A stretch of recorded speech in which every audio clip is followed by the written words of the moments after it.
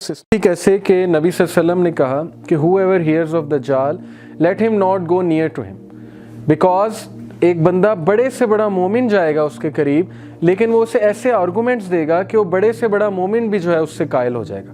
ये डिपेंडेंसी का एलिमेंट है उसमें। ह्यूमन बीइंग उसकी सिविलाइजेशन पे बहुत डिपेंडेंट हो चुके होंगे, इसलिए उससे जान छुड़ाना बहुत मुश्किल है। एक बंदे ने आलिम से पूछा कि उसके माथे पे तो काफिर लिखा होगा, तो हाउ इज़ इट पॉसिबल कि हर मुस्लिम तो पढ़ लेगा, हमें तो पता लग जाएगा वो दज्जाल है। So how you are saying कि जी वो उसके माथे पे काफिर लिखा होगा फिर भी हम उसे फॉलो करेंगे। तो उन्होंने कहा कि देखें आप सिगरेट पीते हैं तो इत्फाक से वो पीता था। तो उन्होंने कहा क्या सिगरेट पे आप नहीं लिखा देखते कि तंबाकू नोशी सेहत के लिए मुज़र, फिर भी पीते हैं, क्यों पीते हैं? उसने कहा कि हाँ मैं समझ गया, एडिक्टिव, सिगरेट बहुत ज़्यादा एडिक्टिव है। तो यही बात है कि दज्जाल की सिविलाइजेशन एडिक्टिव है बहुत ज़्यादा, क्योंकि वो मटीरियलिस्टिक वैल्यूज़ की बात करती है, क्योंकि उसमें ऐसे एलिमेंट्स मौजूद हैं जो ह्यूमन फॉल्स नेचर को जो है बहुत ज़्यादा अपील करते हैं। वो क्या है कि देखें डिपेंडेंसी ऐसे है कि उन्होंने एक स्टैंडर्ड बना दिया वेस्टर्न सिविलाइजेशन ने, वो स्टैंडर्ड यूएन है, यूनाइटेड नेशन। अब यूनाइटेड नेशन डिफ़ाइन करेगा कि सेरेमनी किस तरह होनी चाहिए।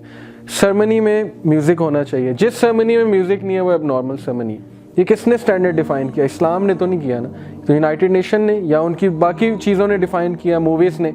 शादी किस तरह से होनी है पूरा स्टैंडर्ड डिफाइन है, स्कूल के फंक्शंस कैसे होने हैं स्टैंडर्ड डिफाइन है, फ्री मिक्सिंग का एक स्टैंडर्ड डिफाइन है, ह्यूमन बीइंग्स के ड्रेस कोड तक उन्होंने डिफाइन कर दिया, फैशन के वो पूरे लेबल्स उन्होंने बना दिए और पूरे पूरे ब्रांड्स उन्होंने निकाल दिए। तो ये स्टैंडर्ड्स कहाँ से मुसल्लत किए जा रहे हैं? वहाँ से जो सिविलाइजेशन स्ट्रॉन्ग है वो मुसल्लत कर रही है standard.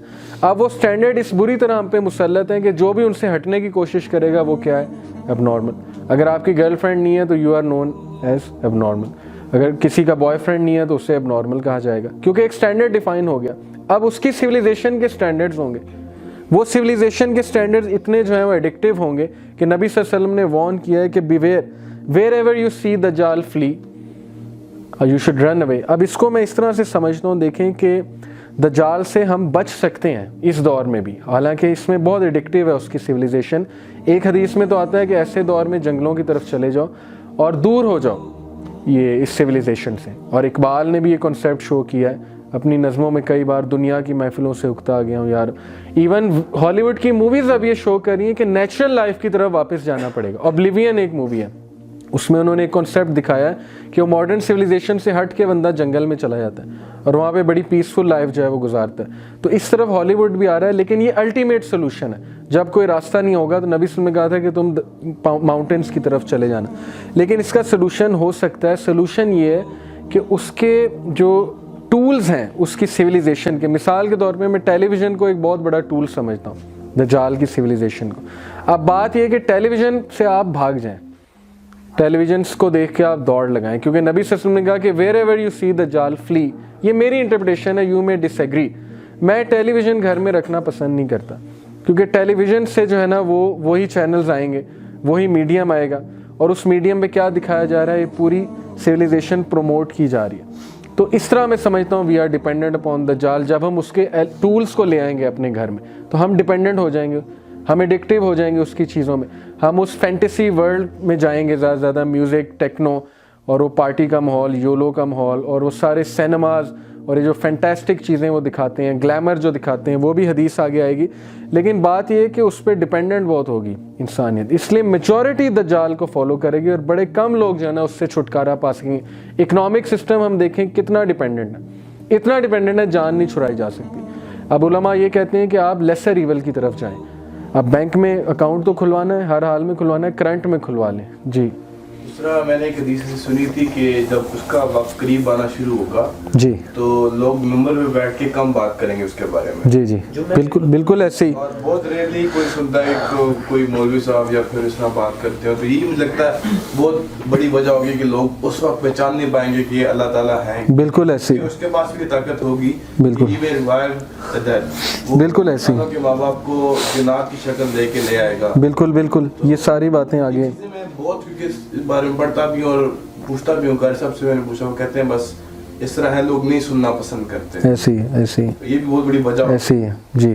So just to relate जो हमारा पिछला टॉपिक था with this one, अगर हम कहें कि जो आपने अभी टेलीविजन की बात की थी, तो can that be considered as a door? of opening for all the jinn? हो सकता है, बिल्कुल बिल्कुल हो सकता है। We can't say for sure, लेकिन ऑब्वियसली उसमें जो दिखाया जा रहा है उससे तो डोरवे खुल जाएगा। वो एनर्जी पॉइंट्स मिलते हैं ना, उन्हें एनर्जी जब मिलेगी तो वो स्ट्रांग हो जाएंगे उस जगह पे। I heard Iqbal Sufi saying in one of his workshops that when you do a lot of dhikr and you read a lot of Quran and you offer salahs and everything, and after that you open your TV, तो जितना उसका आपने किया होता है ना वो सब नेगेटिव हो जाता है, वो सब खत्म हो जाता है, सब बरकतें उठ जाती हैं और सब खत्म। बिल्कुल बिल्कुल ऐसी ही, बिल्कुल ऐसी ही। डेफिनेटली वो स्ट्रांग हो जाता है, जैसे ही गाने की आवाज़ आती है तो वापस आ जाता है, सारा वो इफेक्ट जो है वो ज़ायल हो जाता है। ऐसे ही है।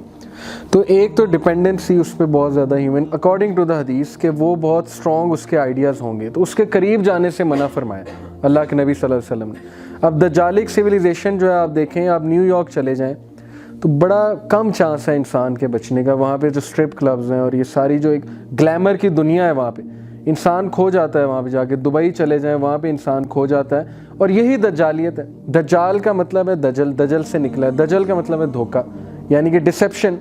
अब डिसेप्शन का मतलब है कि बंदा दुनिया में ही मगन हो जाएगा और आखिरत से वो दूर जाएगा। लेकिन दज्जाल इसलिए फितना है कि वो एक्सट्रीम फॉर्म ऑफ डिसेप्शन है।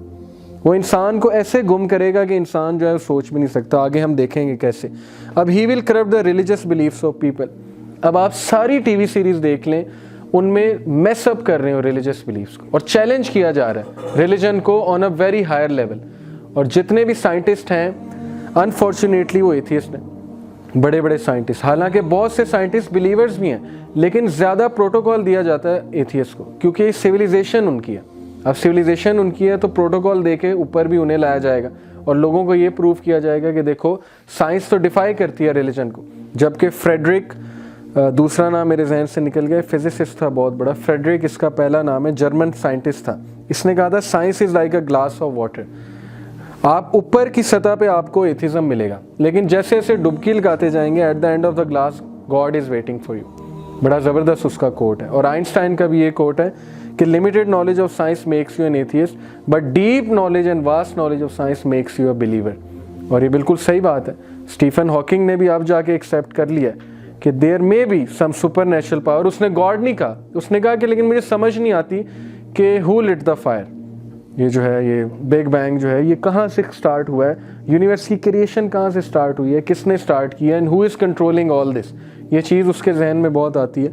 तो वी ऑलरेडी नो। तो ये जो है evil corrupt religious beliefs of people. Movies में लूज़र दिखाया जाता है रिलीजियस बंदे को, इंटेलेक्चुअल दिखाया जाता है एथियस्ट को, और सुपर नेचुरल बींग्स को दिखा दिखा के हमारे रिलीजियस बिलीफ्स करप्ट कर रहे हैं। तौहीद एक बहुत बड़ा हमारा बिलीफ है, उसको बॉलीवुड करप्ट कर रहा है। माशाल्लाह आप देखें उनके सॉन्ग्स जो हैं किस तरह से वो शिरक फैला रहे हैं। वो जो उनका एक सॉन्ग है, तेरे नाम से जी लूँ तेरे नाम से मर जाऊँ, तेरी नाम के सदके कुछ ऐसा कर जाऊँ। अब ये क्या है? मुसलमान तो कहता है कि से, अल्लाह कहते हैं कि से कुल इन्ना सलाती व नुस्की व महयाया व लिल्लाहि रब्बिल आलमीन, कि मेरी डेथ, मेरी मौत, मेरी ज़िंदगी और मेरी सारी की सारी जो है वो जो वर्शिप है वो किसके लिए?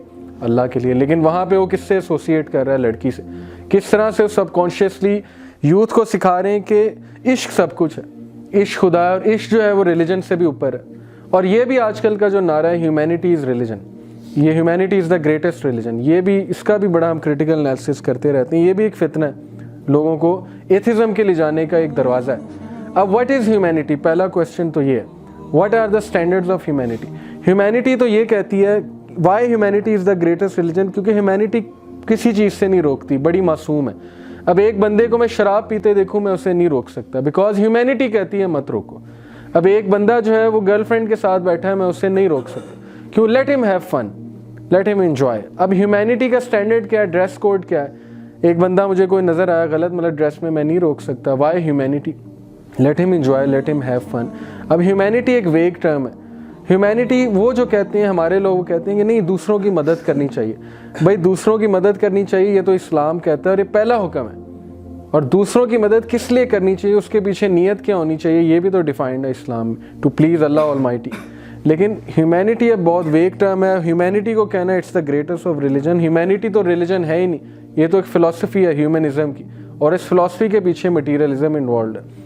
ह्यूमैनिटी जो है ये एक फ़िलासफ़ी है, रिलीजन जो है ये पूरा एक वे ऑफ लाइफ है। और अंबिया ह्यूमैनिटी सिखाने तो नहीं आए थे, तमाम अंबिया रिलीजन का बताने आए थे। तो अंबिया तो सबसे स्मार्टेस्ट लोग थे, उन्हें क्यों नहीं पता था humanity is the greatest of religion? वो फिर ह्यूमैनिटी सिखाते। ह्यूमैनिटी तो कॉमन सेंस की बात है। आपको नहीं पता किसी को जो है हेल्प ऑफर करनी है, आपको नहीं पता कि एक बंदा मर रहा है तो उसकी हेल्प करनी है, आपको नहीं पता कि किसी को पैसे देने चाहिए, ये तो कॉमन सेंस है। कॉमन सेंस नहीं सिखाने आए थे अंबिया। अंबिया तो ह्यूमैनिटी को बताने आए थे कि तुम शिर्क में पड़े हुए उससे निकलो और वन गॉड को जो है तुम वर्शिप करो, बिकॉज शिर्क is the root cause of all evil.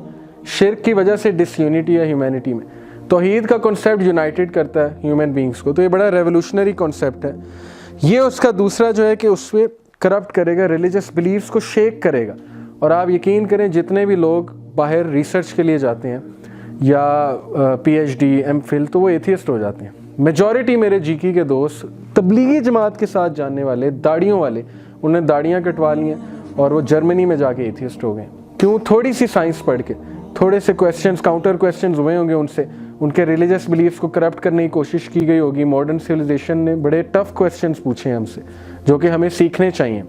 उनके कुछ बड़े वैलिड क्वेश्चंस हैं गॉड के हवाले से, रिलीजन के हवाले से, वो हमें पता होने चाहिए। जब वो क्वेश्चंस पुट फॉरवर्ड करेंगे, मुस्लिम जो है वो शेक करेगा। तो ये रिलीजियस बिलीफ्स को करप्ट किया जा रहा है। सर, इन सारे क्वेश्चंस के आंसर्स बहुत क्लियरली दिए हैं डॉक्टर जाकिर ने। डॉक्टर जाकिर ने बड़ा काम किया है माशाल्लाह इस पे। कुरान में सब कुछ है, आप कुरान पढ़ें। अल्लाह ने सारे, जो अल्लाह को पता था कि ये सिविलाइजेशन एक दिन आनी है, अल्लाह ने इसके सारे आंसर्स दिए हमें। दीन की बात फैलाना सदक़े जारिया है। सवाब की नीयत से वीडियो को शेयर जरूर कीजिए। जज़ाकल्लाह।